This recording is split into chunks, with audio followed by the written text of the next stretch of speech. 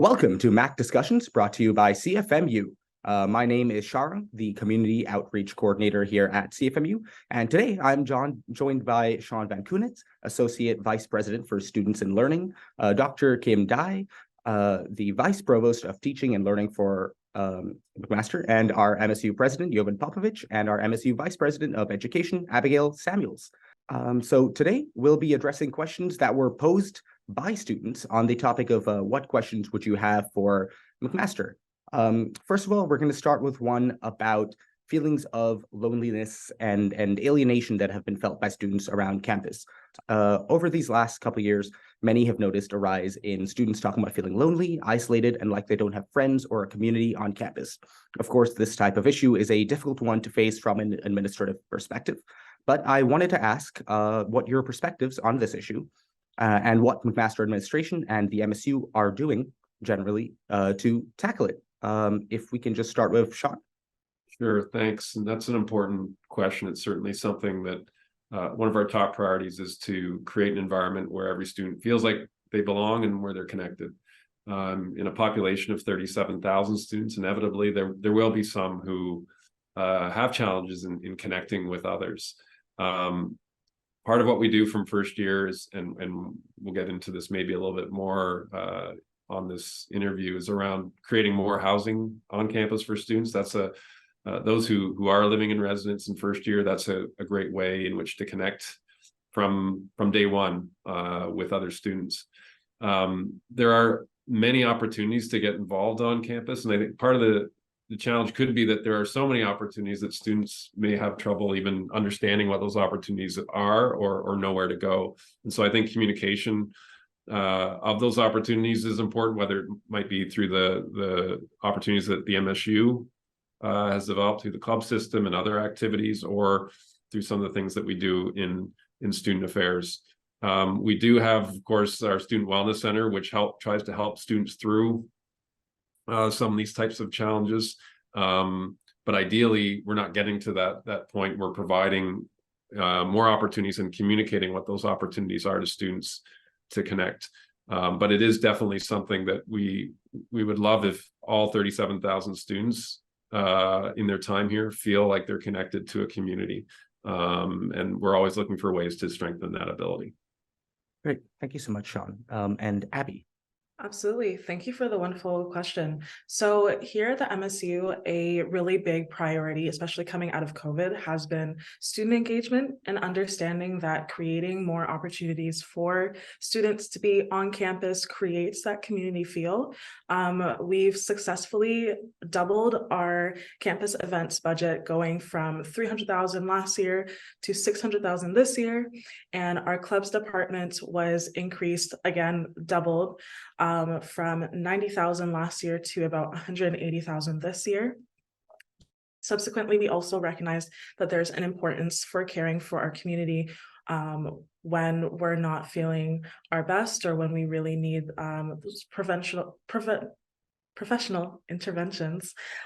So I spent the last 2 weeks with the Canadian Alliance of Student Associations, as well as the Ontario Undergraduate Student Alliance, talking to ministers of parliament and ministers of provincial parliament, specifically on points relating to student mental health and the general decline that we've been seeing amongst external pressures such as the housing crisis, difficulty affording rent and food insecurity, and a big portion of that has been asking for more funding to able to give the ability to on-campus mental health providers to respond better to the incredible amount of diversity that we have within our student population, seeing as the way that social and cultural identities interact with mental health care really does affect how it's sought, mechanisms of support. So understanding that there's also a really big kind of understanding the identity of who you're supporting on that front as well. Love to give the university their flowers in the sense that we were ranked #1 by Maclean's, for student affairs. So understanding that we are also being recognized, on a national level for the work that we're doing in terms of the opportunities that we're providing students to come in as a community. Thank you so much for that wonderful answer, Abby. And now just to move on to the second question I had here, which is somewhat related to the last one. It's about the sharp rise in rent we've seen recently in Hamilton. Students have been struggling to live close to campus or have been having to take on multiple jobs to be able to afford to live around this area. What is being done to help students struggling with rising rent? How are students who are struggling to succeed in school due to these issues being helped? If we can just start with Abby again. Absolutely. So again, one of the big talking points in the advocacy weeks that had just passed was the housing crisis, and understanding that although this is a housing crisis felt by all Canadians and is affecting all Canadians due to the situation that students are in, we are particularly vulnerable when it comes to things like these, where we have reports from students across the province being forced to live above their means, as well as living in housing arrangements not meant for students, like homeless shelters. So on the advocacy front, definitely advocating to the provincial government to create measures to have a less predatory rental environment for students, seeing as students are particularly vulnerable when it comes to landlords that are aware that they don't know their rights as tenants.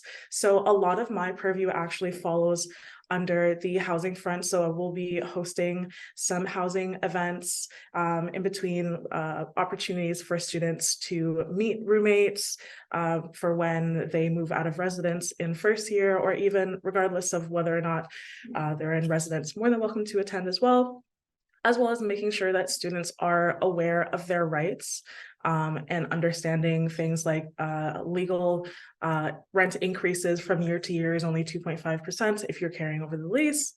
Understanding your rights as a tenant and protecting yourself as best as possible, again, as well as advocating for more student-specific housing. Thank you so much for that. And if we can go on to Sean, if you want to talk a bit about this. Sure, thanks. Another important question, and as you've alluded to, the housing crisis goes way beyond Hamilton and McMaster, but it is something that we need to try to tackle. And so on the side of trying to increase supply, which is one of the ways in which you can try to combat it, we just broke ground on Lincoln Alexander Hall along Main Street. You'll see the construction beginning there, and that'll be the largest residence ever for McMaster, 1,366 beds. Part of the challenge with housing, building a residence of that size, we started planning for that almost 10 years ago. And so when you're in a crisis and you're trying to solve a problem that is urgent, it becomes, of course, very difficult and very challenging for students to find that housing. So we are building that residence. We have plans for Wilson College residence as well. Those details are being hammered out with those two residences. And in addition, the Peter George Center residence, which opened a few years ago, we will have built as much student housing as almost as much as anyone in the country. UBC is up there as well, but we're near the top. When it comes to actually trying to help students out with rising rents, so I believe the application might have just closed at the end of November, have a housing bursary where we'll be handing out about $600,000 worth of funding for housing specifically. We also have an emergency bursary, which we established during COVID, which we've continued on. And we have a general bursary as well, which can be used for all types of expenses, whether it be for food or housing or other things. So, and we do hand out in aid, and this doesn't include OSAP, scholarships and bursaries last year, almost $55 million in scholarships and bursaries. And I'll mention one last thing, and that is that not all students, I don't know if they are aware that there's this money available, because from what we can tell, only about 60% of the students who are eligible for bursaries actually apply for them. So there are a whole bunch of students out there who could be accessing funding who are not doing so. And so that's an important point for students out there who may be listening who are getting OSAP and are entitled to be able to apply for these bursaries. Thank you so much. And that's really important information for students to have. And finally, can we turn to Johan? Would you like to talk about this a bit? Absolutely, thank you.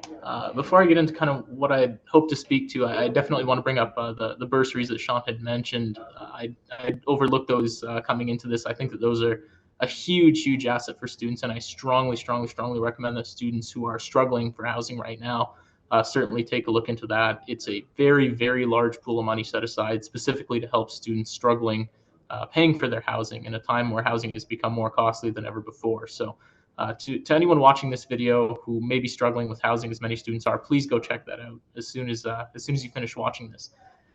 The next thing is obviously this has become a clear priority for our advocacy work. As Abby already spoke to a little bit with many of our advocacy groups, this has been one of the top concerns in speaking to any politicians.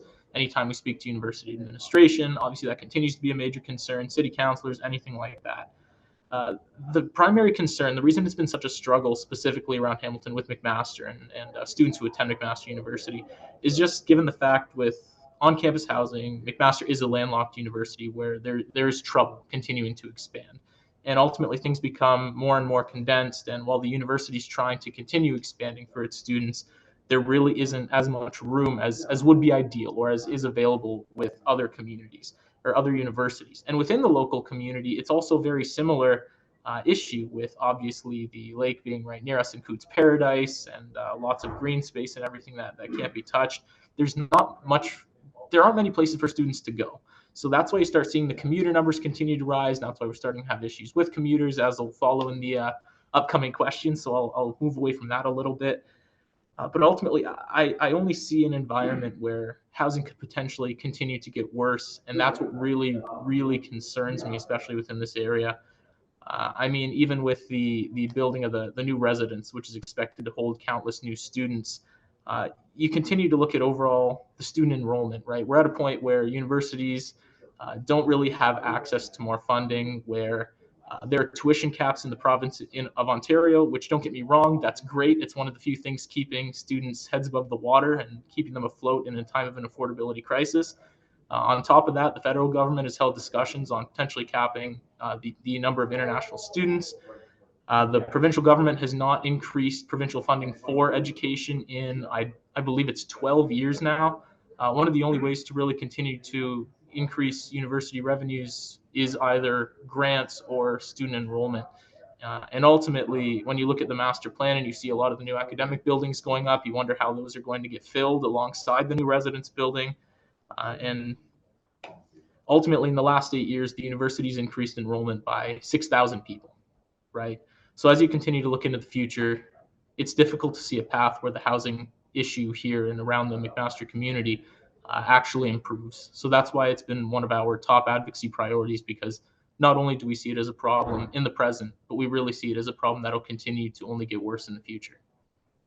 Thank you so much, Jovan. Really appreciate that. And yeah, now to just move on to the next question, which is related. You kind of got into it a bit there, and it's regarding commuters. Now, thanks to the rise in housing costs, we've seen a lot more commuters coming onto campus. And a lot of students have mentioned really noticing that too, or noticing that they are surrounded by more commuters and they are commuting more. Those commuting have complained about a lack of both parking space and overcrowding on GO buses to campus. The lack of parking space has particularly troubled a lot of students. How are McMaster and the MSU planning currently on helping this sort of rising number of commuters, or accommodating to the fact that now there are more commuters than there used to be perhaps before? If we could just start with Sean. Yeah, thanks for that question. Another really challenging issue, and went through a campus master planning process over the past year, and part of the balance is looking at the campus community and maintaining a campus that isn't covered in asphalt is something that I think most people want. But that said, it of course does limit what the options might be for parking, which is also, you might not think of it as an expensive endeavor, but it is. Now, I part of the hope, maybe some optimism around when LRT is put in place, that may expand going back to the housing question, some of the desire to live a little bit further from campus because there's better transportation options to get to campus that doesn't involve driving.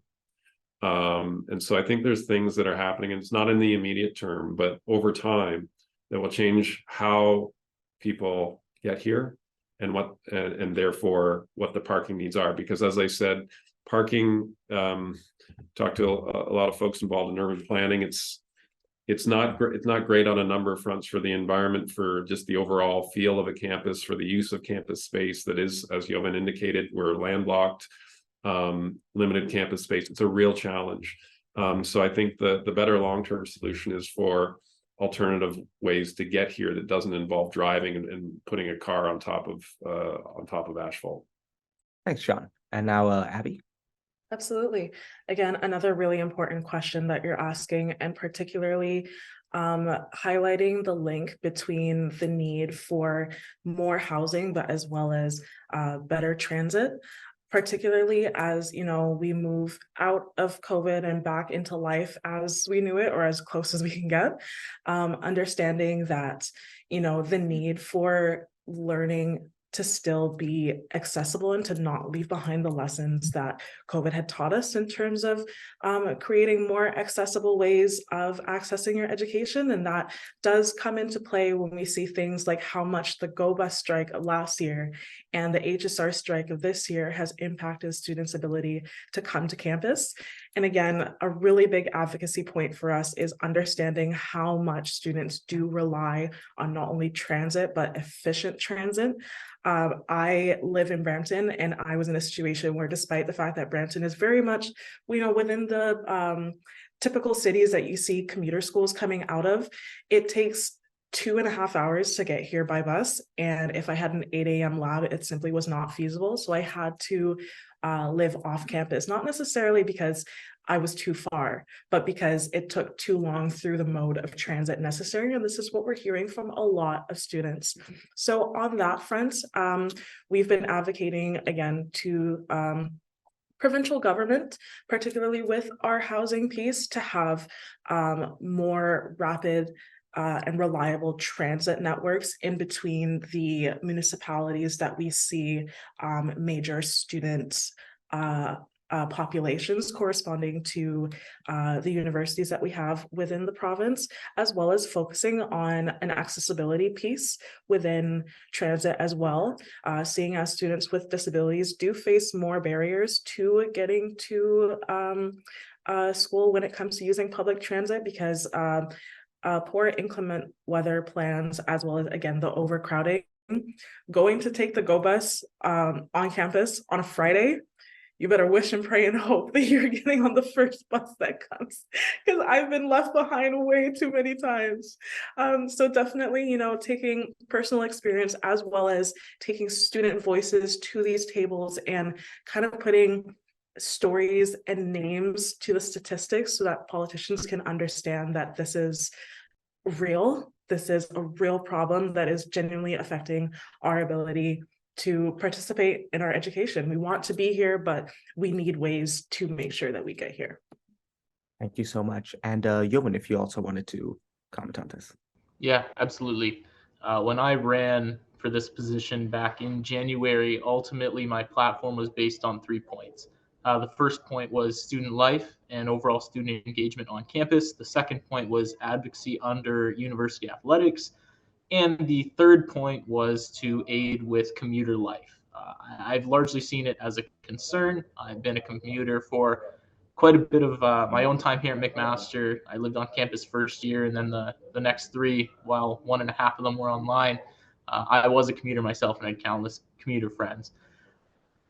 Ultimately, while depending on who you ask, this may or may not be considered a commuter school, we have a lot of commuters that come to this campus, especially as they begin living further and further away, with so much of the housing crisis and the lack of supply and huge demand taking up the larger McMaster community, which is one reason that the light rail train, the LRT, will eventually become so helpful with McMaster, especially with the proposed transit hub in previous master plans. But pertaining to parking specifically, I mean, about 10% of the student body takes the GO buses to campus. I don't have statistics top of mind for the HSR, but again, huge proportion there, especially given that the bus pass is provided by the MSU, and students essentially don't have to pay any additional to use the buses over the course of the year. And as for commuters that drive, I mean, there's only one student parking lot on campus, which is Lot M. It holds 1,400 people. Ultimately, right now, Parking Services has a wait list of approximately 1,000 more people. And while they've taken great strides to continue working within the restraints that they've been given, there's still a lot of issues at hand. I mean, they came out with a recent program allowing transponder sharing to try and fit more students into the condensed space. So in a 1,400 person lot, they're now fitting over 1,800 people, right? So even with those additional 400, there's still nearly 1,000 people waitlisted. And on top of that, you still consider all of the people who don't even bother trying to go for a transponder because they know they won't have a chance because they're too far down on the wait list, or they just don't bother applying at all, or because parking's expensive just because there's so little of it available to students. King Street West is the most ticketed, parking tickets specifically, the most ticketed street in the city of Hamilton. In the year of 2022, over 5,000 parking tickets were given out on King Street West. The next most ticketed street in all of Hamilton only had 3,000. So it's not even comparable. You speak to any student who parks in that area, they've all been ticketed before. It'll continue to happen. I mean, it's been a significant issue. And while I'm thrilled to continue seeing Parking Services taking great strides, recently they'd also told me about a program where they would offer more centralized campus parking to students if they agree to carpool. There's still a long way to go, and I continue to see this as an issue for years to come, especially with the amount of parking on campus continuing to consolidate. Most recently with the closure of the Ward Avenue parking lot, closing off approximately 450 spaces students would have had as recently as last year. Thank you so much, Jovan. Now, just to move on to the next question, which is more on the academic side of these things. Many students have lamented the lack of the implementation of online resources, such as live streamed or recorded lectures, ever since more in-person classes started again. Particularly as we see, as we're just talking about here, more students commute. What is being done to accommodate for those students who cannot make some in-person classes? What is being done to balance the issues of providing online access to students while still fostering community on campus to combat these feelings of loneliness and isolation we've talked about before? If we could start with Kim. Thanks, Sean, for the question. I think I so much appreciate that you've brought these questions all together, because that intersection of the student experience and the academic experience are all part of the same story. And I think historically we've kind of siloed those two things. I think all of the conversation we've heard today and understanding the changing student demographics, understanding as Abby and Jovan have indicated how many students are commuting, how far they're commuting, what that commute looks like, how it might change in the future, I think are incredibly important when we think about how we're teaching and the modalities on campus. Recognizing that Sean and I and our teams have worked very closely to connect student experience and academic success. So I think it's a great partnership that we're fostering there. To get to the question, so in terms of the infrastructure, we've done a lot as a university. We have Echo 360 lecture capturing technologies in our largest classrooms, in most of our largest classrooms. In some of the smaller classrooms, we have faculties that have done some really great work in embedding high quality cameras into classrooms. I'm sure many of you have had the experience of having an owl ported into the room and set up, but that takes a lot of time, and it's not the greatest audio experience, and audio is really the most important piece to be captured. And so social sciences, for example, has embedded some high quality cameras into the smaller classrooms in Togo Salmon Hall. The Burlington campus, where we have most of the MBA classrooms, also has some very high quality hybrid setups. So we have some good technology and some good infrastructure. Obviously, what we need is a bit more of a culture shift around how and when and why we're using that. There is some clear benefits to capturing lectures, but I will, on the other side, appreciate that there are concerns about how this then impacts student behavior, either to their benefit or to their deficit. And so I think we need to look at the whole picture of not just here's the infrastructure. I don't think it's appropriate to mandate that everybody captures their lectures, but I think that we're seeing some culture shifts where faculty and instructors are recognizing the benefits of those. And so we see some really good pockets of that kind of instructor behavior. First year classes, those very large lecture halls where perhaps sitting at the back of that lecture hall isn't much different than watching a recorded lecture. And when you have hundreds of students, the number of students that have things come up that would require them to watch a recorded lecture increases. Sometimes in those smaller seminar type rooms, capturing the lecture might not be appropriate. It might not be fair to capture all of the voices of the students in the room, or it might just not capture those discussions well. So I kind of want to balance those two pieces of the benefits and the caveats. So two scenarios that I could imagine: a student is sick or contagious, they miss their bus to that 8:30 lab that Abby described. If a lecture is recorded, they can quickly catch up. They might catch up while they're recovering. They can catch up the next day. They return to in-person the following week. That is a win-win scenario. It's very little work for the instructor to capture and post the lecture, and it allows students to not fall behind. So I think that's where we want to be when we think about the technology and the culture around these captured lectures. The other scenario that we see is a student that misses a lecture.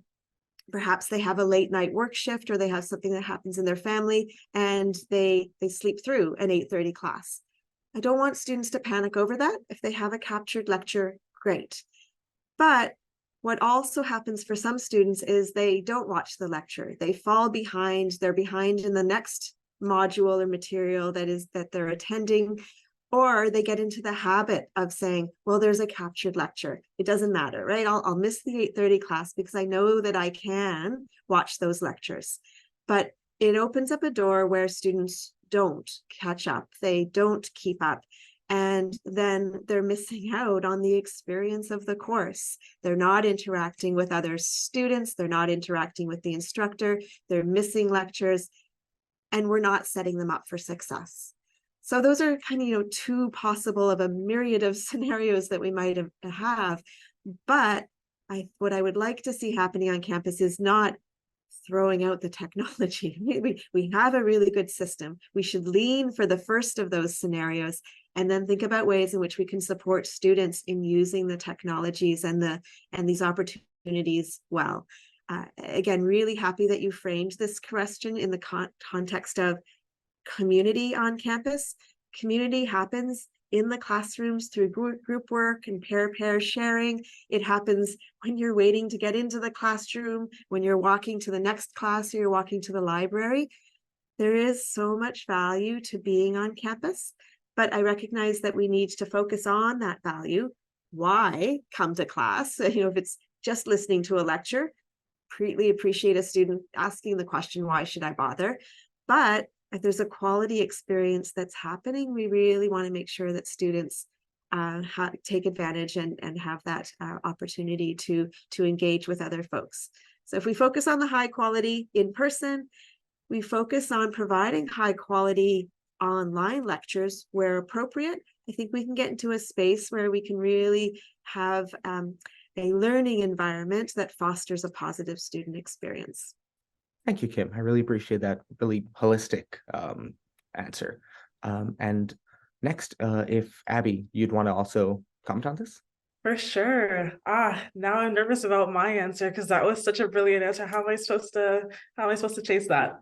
Definitely will commend Dr. Dye for all the work that the university has been doing to really balance, the fact that although we're students, life doesn't stop happening, and as students, life doesn't happen in a vacuum.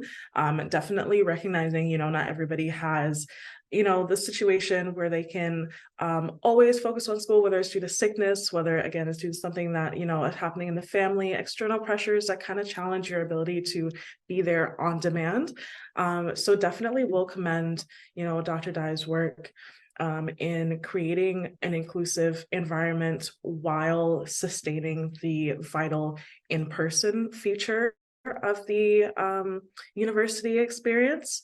As I said previously, still recognizing that there's still a way to go in terms of more improvement that can be made to make classrooms more accessible. And again, we're seeing that as a result of the HSR strike.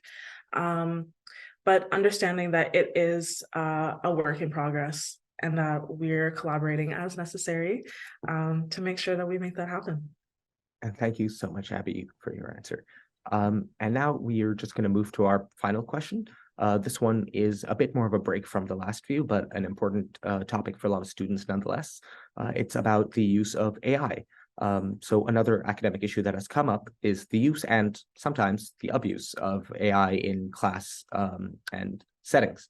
What has McMaster and the MSU's policy towards AI use for courses been so far? How is this evolving as the technology evolves, and how are you keeping up with these evolutions in the technology?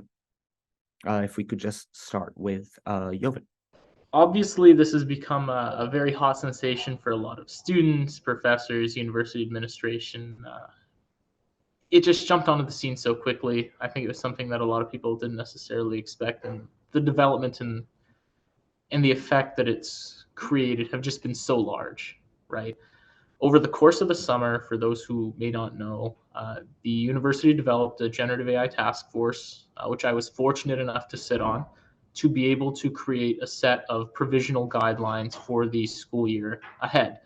It was basically the university's quickest possible response to warrant a general guideline that students could continue working by as the school year progresses. And again, the keyword being a provisional guideline, knowing that this technology is evolving ever so quickly and knowing that we will have to continue adapting towards it.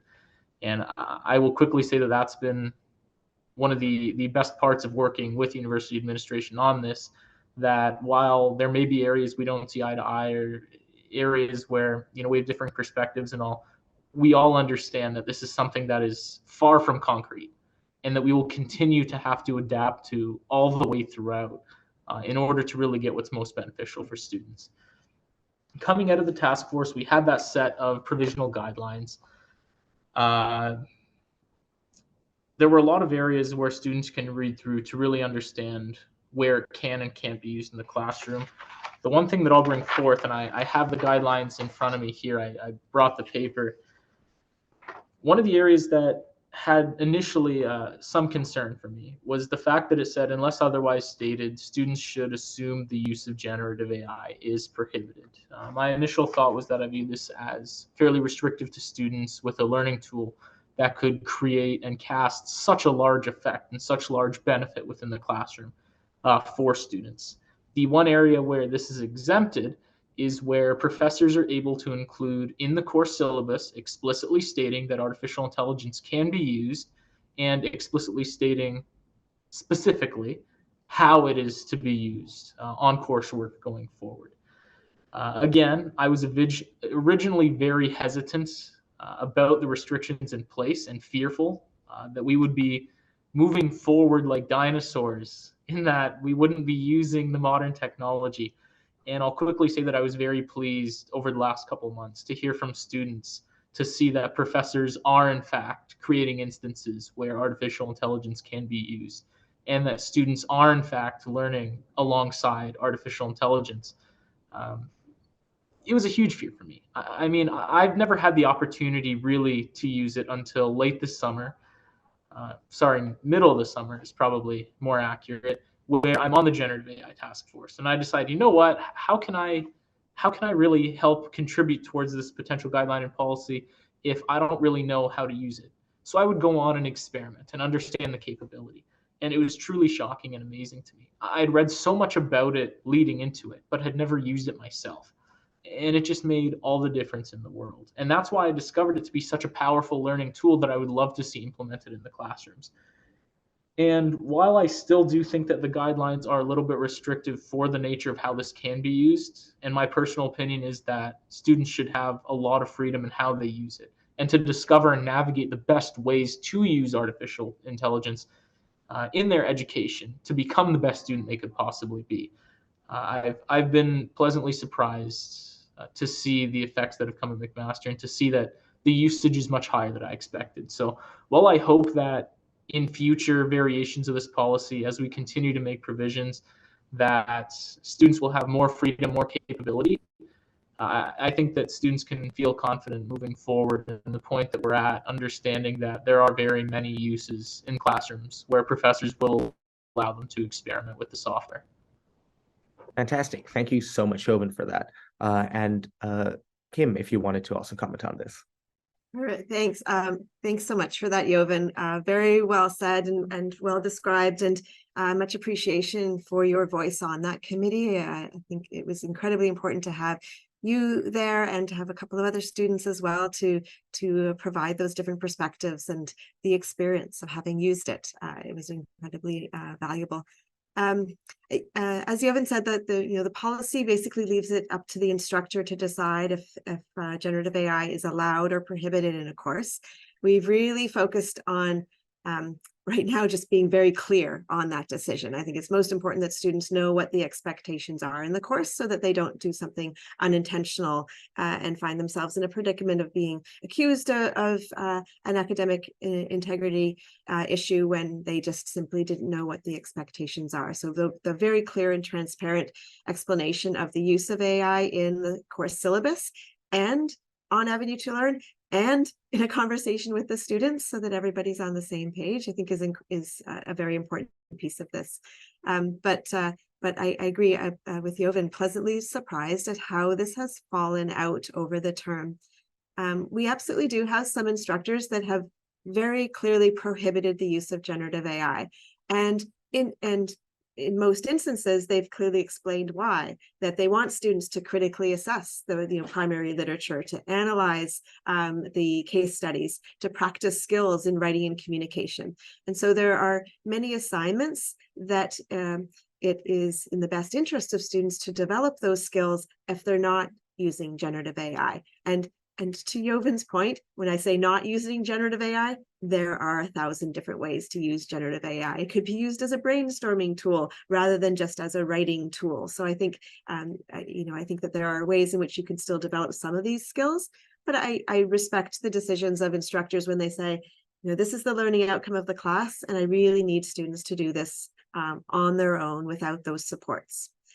But we've seen really great examples across campus in different disciplines, in different faculties, where AI is allowed and even encouraged, that it might be for one assignment or throughout the course, but that instructors want students to critically assess the AI response, to look at the biases that are inherent in this tool right now, probably for a long time, and to be able to respond to them, to learn how to generate prompts. Prompt generation is actually a very important skill. We used to call it how to form a good question in class. Now it's a prompt generation, but it's the same skill that's being developed. And it might be that there are circumstances where the preliminary tasks that are very straightforward might benefit from working in partnership with generative AI as students move to more complex tasks. So we're seeing a lot of different ways in which instructors are incorporating generative AI into their courses. I think this is important to encourage and to foster among our faculty, because as Jovan said, we don't want to be a time capsule where we're pretending that the world isn't moving ahead without us. This is going to be a part of the workforce now and into the future, and we want to make sure our students are set up to use that technology and respond to it in successful ways. So I think we absolutely do need to support this as a tool in learning here at McMaster. Thank you so much, Kim, for your answer. And thank you all for coming today and answering all of these questions that matter to students. Thank you, Kim. Thank you, Sean. Thank you, Abby. And thank you, Jovan, for being involved in this discussion. I can't tell you how much I appreciate it. As we come to an end, for anyone watching, I just wanted to say, if you have any other questions that you'd want included in any future MacDiscussions, feel free to contact us through our social media, which will be in the description below. Before ending, I just want to give you all one last thank you for your wonderful, insightful, and nuanced answers. Well, thank you, Shrang, for inviting us all here today for the conversation, and ongoing thanks to Jovan and Abby for always being on our committees and bringing forward the student voice. Yes, all students should know how much work these two are doing. It's quite incredible. Thanks for having us. Thank you so much. Thank you, is much appreciated. We always enjoy the opportunity to continue sharing the student voice and continue working in partnership with the university toward creating a better environment for students in the future.